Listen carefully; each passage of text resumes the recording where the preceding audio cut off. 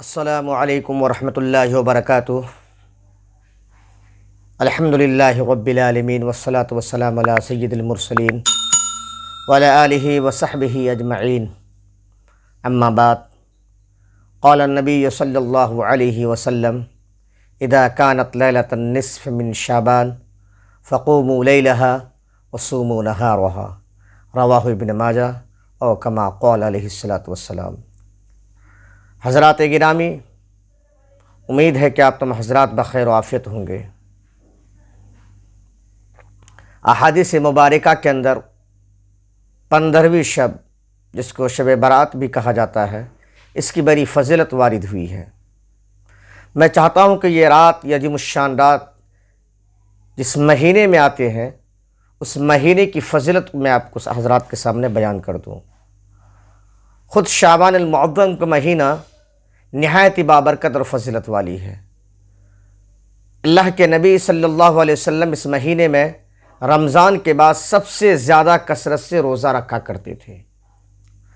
بخاری شریف میں سیدہ عائشہ صدیقہ رضی اللہ تعالیٰ عنہ سے روایت ہے، وہ فرماتی ہے کہ نبی پاک صلی اللہ علیہ وسلم کو شعبان سے زیادہ میں نے کثرت سے نفلی روزہ کسی اور مہینے میں رکھتے نہیں دیکھا۔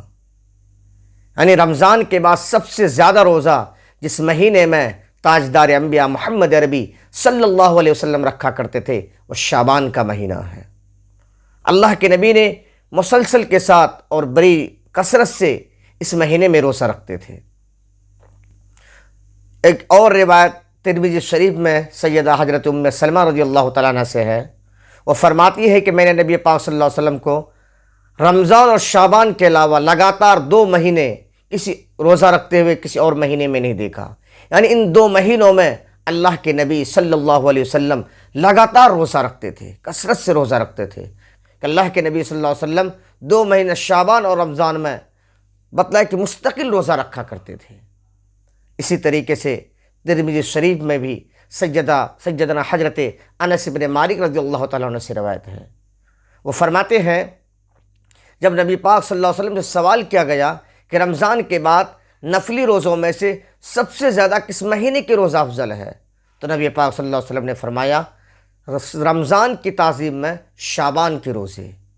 اسی طریقے سے اور ایک روایت بحقی شریف میں سیدنا حضرت اسامہ بن زید رضی اللہ تعالیٰ عنہ سے مروی ہے، وہ فرماتے ہیں کہ نبی پاک صلی اللہ علیہ وسلم نے ارشاد فرمایا کہ شعبان رجب اور رمضان کے درمیان کا مہینہ ہے، اور میں یہ پسند کرتا ہوں کہ اس مہینے میں کثرت سے روزہ رکھوں۔ ان تمام روایات سے پتہ چلتا ہے کہ شعبان کا مہینہ خود ایک بابرکت مہینہ ہے، جس میں نبی پاک صلی اللہ علیہ وسلم کثرت سے نفلی روزے رکھے ہیں۔ اس لیے اس مہینے میں کثرت سے ہمیں بھی روزہ رکھنا چاہیے۔ روزہ رکھنے کی بڑی فضیلت ہے، چونکہ یہ مہینہ رمضان کا مقدمہ ہے، رمضان کی تیاری ہے، تو بتلایا کہ رمضان سے پہلے اس مہینے میں بتلایا کہ روزے رکھنے کی بھی فضیلت وارد ہوئی ہے۔ علماء کرام اسی طریقے سے محدث نظام نے مختلف ذرائع سے بہت سارے احادیث کتب احادیث میں ذکر فرمائے ہیں اس مہینے کے تعلق سے۔ اسی طریقے سے اس مہینے میں ایک بابرکت عظیم الشان رات کا نزول بھی ہوتا ہے، 15ویں رات شب برات جس کو بولتے ہیں۔ بتلایا کہ احادیث مبارک کے اندر اس کی بھی بڑی فضیلت وارد ہوئی ہے۔ مولانا تقی عثمانی جسٹس لکھتے ہیں کہ اس رات کی فضیلت سے انکار کرنا خیر و برکات سے انکار کرنے جیسا ہے، کیونکہ اس باب میں 15ویں شب کے عبادت کے بارے میں 10 سے زائد احادیث کتب احادیث میں موجود ہیں۔ گرچہ سب ضعیف ہیں، لیکن اتنے کثرت سے ہیں کہ بتلایا کہ اس کی فضیلت کو انکار نہیں کیا جا سکتا۔ سیدنا حضرت علی بن ابی طالب رضی اللہ تعالیٰ عنہ سے روایت ہے، خود وہ فرماتے ہیں کہ نبی پاک صلی اللہ علیہ وسلم نے فرمایا اذا كانت لیلۃ النصف من شعبان فقوموا لیلہا وصوموا نہارہا، کہ جب تم لیلۃ النصف من شعبان یعنی 15ویں رات کو پاؤ تو بتلایا کہ اس کے رات کو عبادت کرو، قیام کرو اور اس کے دن کو روزے رکھو۔ قیام کا مطلب اللہ کے نبی صلی اللہ علیہ وسلم نے قیام کے تعلق سے کوئی مطلب احادیث کے اندر وضاحت نہیں فرمائی۔ آج ہمارے درمیان من گھڑت عبادت رائج ہو چکے ہیں، اتنے رکعت نوافل پڑھنا، اتنے سورہ ایک رکعت میں پڑھنا، اتنے سورہ فرائض پہ پڑھنا مطلب یہ تمام روایتیں من گھڑت ہیں۔ ہاں عبادت کا تذکرہ ہے، نوافل نمازیں پڑھی جا سکتی ہے، قرآن کی تلاوت کی جا سکتی ہے، بتلائے کہ توبہ استغفار کیا جا سکتا ہے، اسی طریقے سے کثرت سے بتلائے کہ ہم قرآن کریم کی تلاوت کریں، ذکر اذکار میں مشغول رہیں، لیکن یہ تمام چیزیں اجتماعیت پر مبنی نہ ہو بلکہ انفرادی طور پر آدمی اپنے اعتبار سے کرے۔ آج ہمارے ہاں اس رات کے تعلق سے جتنی عبادتیں نہیں ہوتی بلکہ اس سے زیادہ اس میں منکرات شامل ہو چکے ہیں۔ آج اس رات میں ہم کیا کرتے ہیں کہ دیگے چڑھا دیتے ہیں، کھانا بنتا ہے، چائے کا انتظام ہے، لوگ پٹاخے پھوڑتے ہیں، رات کو پورا قمقمے سے مزین کرتے ہیں اپنی مسجدوں کو۔ یہ تمام چیزیں جان لیجئے اس رات سے اس کا کوئی تعلق نہیں ہے۔ اس رات کے اندر جو عبادت کرنے کی فضیلت آئی ہے وہ انفرادی طور پر ہے، لوگوں کو بلانا، مسجدوں میں جمع کرنا، یہ تمام چیزیں غیر مناسب ہے، اس سے ہمیں پرہیز کرنے کی ضرورت ہے۔ اس لیے اس رات کی فضیلت ثابت ہے۔ جو لوگ اس رات کی انکار کرتے ہیں کہ کوئی فضیلت نہیں ہے بلکہ احادیث مبارکہ کے علاوہ بھی علماء اسلام بڑے جید مستند علماء نے اپنی کتابوں کے اندر اس رات کی فضیلت کو الگ الگ احادیث سے ثابت کیے ہیں۔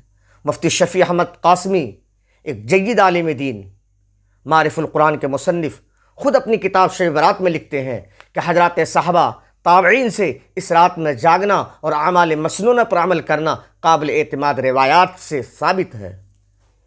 اسی طریقے سے لطاف المعارف میں امام رازی اوزاعی رحمۃ اللہ علیہ لکھتے ہیں کہ اس رات پر اجتماعی عبادت کرنا مکروہ ہے، البتہ انفرادی طور پر عبادت کو مستحسن اور محمود لکھا ہے۔ اسی طریقے سے صاحب در مختار نے لکھا ہے کہ عید الفطر، عید الاضحیٰ کی راتوں میں، شب برات میں، رمضان کے اخیر عشرے کی راتوں میں، ذی الحجہ کے شروع کے 10 راتوں میں بتلائے کہ عبادت کرنا، بتلائے کہ اللہ کے نزدیک بتلائے کہ یہ فضیلت مستحب ہے۔ ہاں یہ الگ بات ہے کہ عبادتیں تنہا تنہا کی جائے۔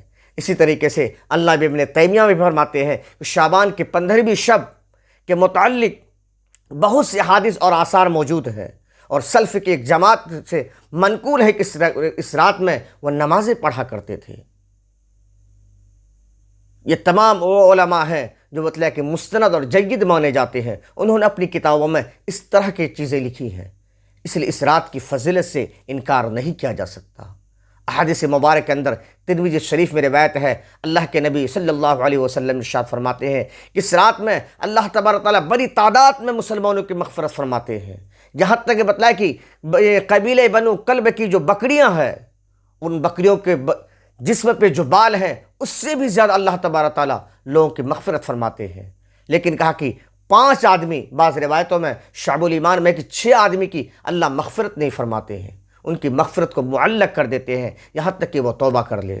کہا کہ ان میں سے ایک مشرک ہے جو شرک کرنے والا ہے۔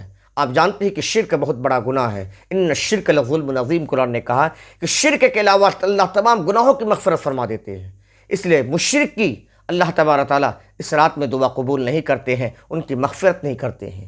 دوسری چیز میں لکھا کہ ایک دوسروں سے بغض رکھنے والا، کینہ رکھنے والا، اللہ تبارک تعالیٰ اس رات میں اس کی بھی مغفرت نہیں کرتے ہیں۔ حدیث پاک کے اندر اللہ کے نبی صلی اللہ علیہ وسلم نے فرمایا یہ حقوق مسلم میں سے ہے کہ اگر کوئی مسلمان کسی مسلمان سے 3 دن سے زیادہ بات چیت کرنا بند کر دے، روایت کے اندر آتا ہے کہ اگر وہ شخص مر جاتا ہے تو کہا کہ جہنمی ہے۔ تیسری چیز وہ اللہ کے نبی نے فرمایا کہ اپنے پاجامہ یا لنگی کو ٹخنوں سے نیچے پہننے والا۔ بہت سارے لوگوں کو آپ دیکھیں گے کہ تکبر اور غرور میں وہ پاجامہ اور لنگیاں ٹخنوں سے نیچے پہنا کرتے ہیں، اللہ کے نبی نے فرمایا اس کی بھی مغفرت نہیں ہوتی ہے۔ چوتھی چیز جو لکھا گیا وہ بتایا کہ ماں باپ کے نافرمان، والدین کے نافرمانی کرنے والوں کی اس رات مغفرت نہیں ہوتی ہے۔ بہت کثرت سے روایتیں موجود ہیں حقوق والدین کے تعلق سے، والدین کے نافرمانی کے تعلق سے، اس لیے ہم والدین کو ناراض نہ کریں بلکہ انہیں منانے کی اور اس کی اطاعت، فرما برداری، اسی طریقے سے اس کی تعظیم و تکریم کرنے والے بنیں۔ 5واں چیز لکھا کہ مستقل شراب پینے والا، شراب کے عادی جو ہوتے ہیں اللہ تبارک تعالیٰ اس کی بھی مغفرت نہیں کرتے ہیں۔ 6ٹھی چیز لکھا کہ بتلایا کہ رشتہ داروں میں قطع تعلق کرنے والا، ایک دوسروں کے رشتوں کو توڑنے والا، کہا کہ اس کی بھی مغفرت نہیں ہوتی ہے۔ ان کی مغفرت معلق کر دی جاتی ہے، یہاں تک کہ آدمی توبہ کر لیتا ہے اللہ تبارک تعالیٰ اس کی بھی مغفرت کرتے ہیں۔ اس لیے ان گناہوں سے ہم بچنے والے بنیں۔ بڑی تعداد میں آج بتلائی کہ لوگ گناہ کرتے ہیں، اتنی ہم عبادتیں نہیں کرتے جتنی ہم گناہ کر لیتے ہیں۔ کسی کی غیبت میں، چغل خوری میں یہ گناہ بے لذت ہے، اس سے ہمارا کوئی فائدہ نہیں، لیکن ہمارے نام اعمال میں گناہ کثرت سے لکھے جاتے ہیں۔ تو ان تمام چیزوں کا لب لباب یہ ہے کہ بتلائے کہ اس رات کی فضیلت سے انکار نہیں کیا جا سکتا۔ شعبان خود ایک فضیلت والا مہینہ ہے، اس کا نصف ماہ جو 15ویں شب بولتے ہیں، بتلائے کہ اللہ کے نبی صلی اللہ علیہ وسلم سے الگ الگ روایتوں سے بتلائے کہ کثرت سے تقی عثمانی جسٹس صاحب رحم لکھتے ہیں کہ 10 سے زائد روایتیں بتلائے کہ اس تعلق سے موجود ہیں، اور اتنی کثرت سے ہیں کہ بتلائے کہ اس کی فضیلت سے انکار نہیں کیا جا سکتا۔ اس لیے جو لوگ کہتے ہیں کہ یہ رات بے اصل ہے، اس کی کوئی حقیقت نہیں، بتلائے کہ یہ غیر مناسب ہے، بلکہ اس رات کی حقیقت ہے سلف صالحین علماء سے، اسی طریقے سے صحابہ سے، تابعین سے اس رات میں عبادت کرنا ثابت ہے، اور وہ کرتے آئے ہیں، اور یہ آج تک کرتے آئے ہیں، اور اتنی کثرت سے عبادت کرتے لوگ آئے ہیں کہ آج ہم تک یہ چیزیں پہنچی ہیں۔ اس لیے محترم دوستو، یہ رات بڑی فضیلت والی رات ہے۔ اس رات میں اجتماعی شکل نہ بنائیں، اجتماعی طور پر ہم نوافل نہ پڑھیں، اجتماعی طور پر ہم صلاۃ التسبیح نہ پڑھیں، بلکہ الگ الگ اپنے گھروں میں عبادت کرنے والے بنیں۔ مسجد میں بھی جمع غفیر کی آنا، اسی طریقے سے جلد سے جلوس قائم کرنا، پھر مل جل کے عبادت کرنا، کہا کہ یہ بے اصل ہے، یہ بدعت کی بھی زمرے میں آ سکتی ہے۔ اس لیے اپنے اعتبار سے، اپنی حیثیت سے جتنا ہو سکے بتلائے کہ ہم عبادت کرنے والے بنیں۔ اگر کوئی شخص اس رات میں عبادت نہیں کرتا ہے تو وہ لائق طعن نہیں ہے، اس سے تانا و تشنیع کرنے کی ضرورت نہیں ہے۔ اگر کوئی 15ویں دن کو روزہ بھی نہیں رکھتا تو کہا کہ اسے کچھ کہنے کی ضرورت نہیں ہے، بلکہ یہ روزہ اور یہ جگنا یہ مستحب عمل ہے، اس میں کسی کو ہم تانا و تشنیع نہیں کر سکتے۔ اگر کوئی جاگے، کوئی روزہ رکھے دوسرے دن، تو بتلائے کہ اللہ تبارک تعالیٰ اس کے نعم اعمال میں ثواب لکھیں گے۔ اگر کوئی نہ رکھے تو بتلائے کہ اس کو تان تشنیع کرنا، اس کو الگ الگ طریقے سے ڈانٹنا، کہا کہ یہ غلط ہے، بلکہ یہ تمام چیزیں مستحب کے درجے میں ہیں، ہمیں اسی درجے میں رکھنا چاہیے، نہ کہ ان کو بہت زیادہ غلو کر کے فرض اور سنت مؤکدہ اور وجوب کے درجے میں پہنچانا چاہیے۔ تو یہ مختصر طور پر شب برات کی حقیقت، شعبان کی فضیلت کے تعلق سے آپ حضرات کے سامنے کچھ بیان کرنا ہوا۔ آپ سے درخواست ہے کہ انہیں سنیں اور اس پہ عمل کرنے کی کوشش کریں۔ اگر آپ یہاں تک پہنچ چکے ہیں تو آپ حضرات سے درخواست ہے ایسی ہی دینی، اسلامی اور تحریکی ویڈیوز کے لیے ہمارے چینل کو سبسکرائب کریں، اور ہماری ویڈیوز آپ کو کیسی لگتی ہے اس کے بارے میں ہمیں کمنٹ سے کریں۔ اللہ تبارک تعالیٰ ہم تمام حضرات کو راہ راستے کی ہدایت نصیب کرے۔ جزاک اللہ خیرہ، وما علینا الا البلاغ۔